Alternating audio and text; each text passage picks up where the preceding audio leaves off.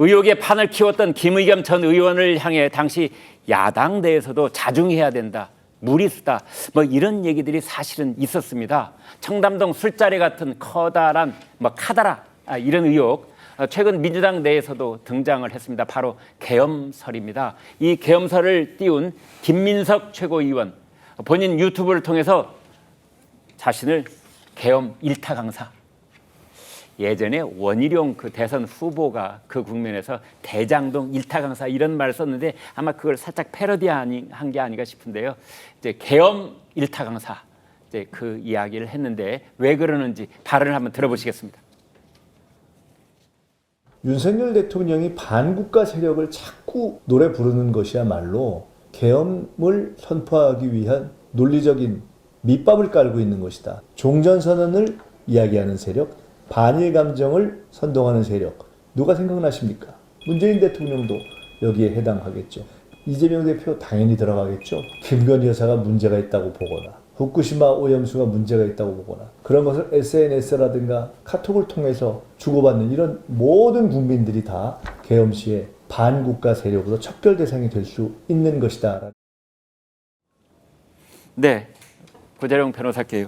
계엄 선포 상황이 오는 것을 미리 막기 위해서 이제 민주당에서 경고 차원에서 예방 주사를 놓고 있는 것이다. 뭐 이런 얘기를 하는데 계엄 선포 상황이 오는 것은 그 선포 상황은 대통령이 만드는 것이 아니고 전시, 사변 이런 것들이 만드는 거잖아요. 그렇죠. 그래서 논리적으로 잘 이해가 안 됐습니다만. 그렇죠. 그러니까 전혀 납득할 수가 없죠. 예방주사라고 하는데 저런 논리라면은 외계인 침공에 대비하는 법도 만들고 하늘이 무너질 것에 대비해서 예산도 편성하고 방어시설도 만들어야 된다. 이런 얘기 해야 되는 거랑 똑같거든요. 네. 그러니까 지금 현재 헌법과 개헌법에 의해 가지고 저런 상황이 완벽하게 대비가 되어 있습니다.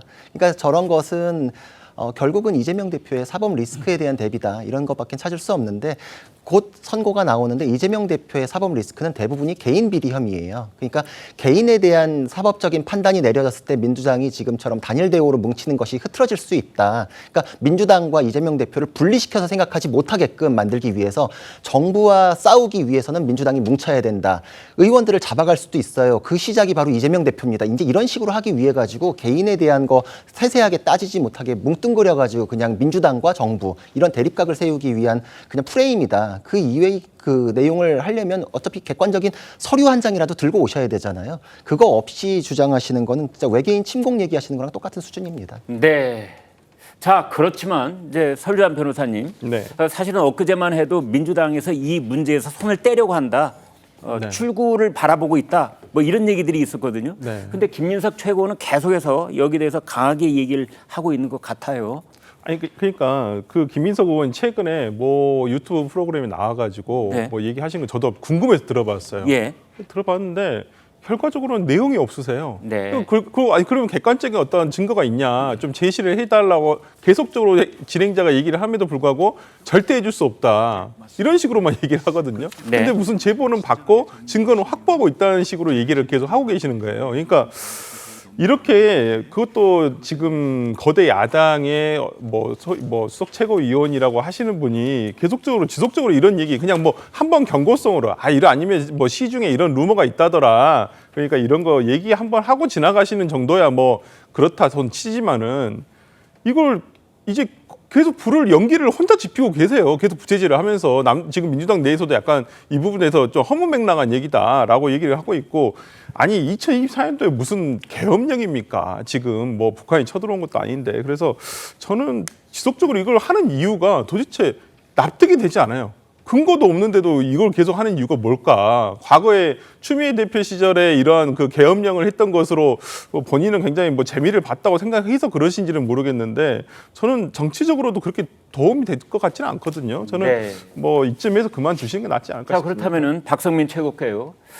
이재명 대표의 입장이 중요할 텐데요. 처음에는 물론 이제 계엄령에 관한 얘기를 그 여야 대표 회담 그 모두 발언에서 꺼내기는 했습니다만 이제 이 시점쯤 되면은 뭔가 정리를 하고 또는 그 민심의 역풍이 있을 것을 좀 이렇게 염려를 해서 차단도 하고 이래야 되지 않는가요? 네, 뭐 일단은 지금 이재명 대표께서 어떤 특정 지시를 해서 뭐 의원들에게 이런 발언을 해라 마라 이렇게 할 상황은 아닌 것 같고 네. 보니까 이게 이 그 계엄 관련한 뭐 제보를 받았다 여러 가지 내용이 있다라고 하잖아요. 근데 네. 그 정보를 받은 주체들이 뭐 몇 없다라는 것 같아요. 그래서 보면 지금 당 안에서도 뭐 지도부 안에 의원들 사이에도 정보 편차가 상당한 것 같고 네. 그러다 보니까 이제 김민석 수석 최고위원이나 박선원 그 국정원 출신의 그 의원 이런 분들이 좀 주도적으로 이 부분에 대해서는 키를 쥐고 간다 이런 분위기인 것 같고 이런 부분에 대해서 뭐 계엄 관련해서 여러 가지 문의가 들어오거나 했을 때 뭐 수석 대변인이나 박선원 의원 그다음에 김민석 최고위원 이 세 분이서 어느 정도 내용을 정리해 갈 것으로 얘기를 이제 정리를 하자 이런 분위기가 내부에는 있는 것 같습니다. 네.